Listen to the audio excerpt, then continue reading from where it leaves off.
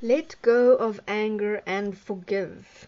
Here's a little letter of the day which wins R100 in this newspaper. Somebody wrote in and won the prize for the day for the best letter.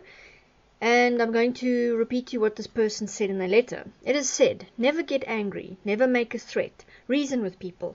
If you were hurt in the past by someone, don't hold grudges. Forgiveness sets you free. Anger is a bad advisor, and holding a grudge carries a lot of baggage and leads to ill health and worries. And this person talks about anger and resentment and letting it go and not letting the past control you. And then at the end, they quote here, as Buddhists say, holding on to anger is like drinking poison and expecting the other person to die. So what is very interesting, at Desteni, one of the tools that we utilize is self-forgiveness. Many people react to self-forgiveness and what self-forgiveness in itself implies, that you are taking self-responsibility and you are forgiving self. Yet within the world, people will accept the idea and the notion of forgiving another. But a lot of people react to self-forgiveness because we have been taught since young, through religion and through basically interacting with each other, that self-forgiveness, you can't forgive yourself. A God has to forgive you, or some religious deity has to forgive you.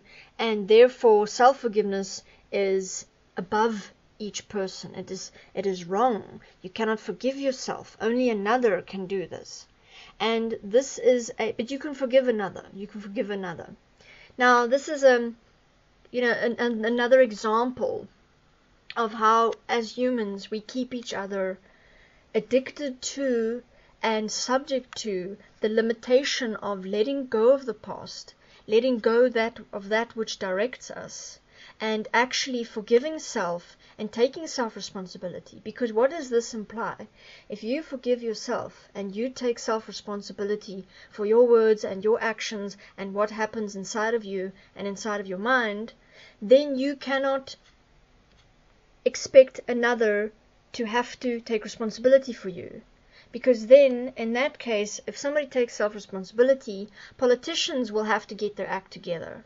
Religious leaders will have to stop reading useless information from books and will actually have to stand up and start finding solutions to the problems in the world, because they will not have the manipulation tool of God, only God can forgive you, and you will only be forgiven in the afterlife, and you will only be forgiven if you go to church.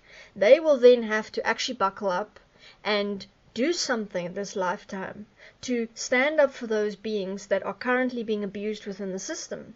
But instead, the abuse within the current system is being allowed, and if anybody speaks up about it or actually looks at what is going on, we are completely and ruthlessly reminded that we may not self-forgive. We may not do anything about it. It is only God's will, and only God can change the current system and change the bad things that are happening to beings on this planet.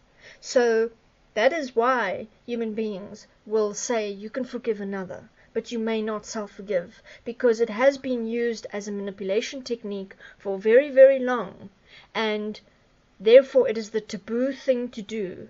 How dare you forgive yourself? I mean, you can bathe yourself, you can take care of yourself, you can provide for yourself and feed yourself, but you may not self-forgive, because that means that other people cannot control you, and you take responsibility, and that with taking self-responsibility for your words and actions, you will then hold others accountable for their words and actions. Therefore, if we change the idea around self-forgiveness and people start forgiving self, letting go of all points of self-limitation, self-control, denying oneself a fruitful, productive life, an effective life here in the physical, then you're going to start saying to your politicians and to the other people in society, but wait a minute, I am living fully here by self-forgiving, by applying myself, by being self-responsible.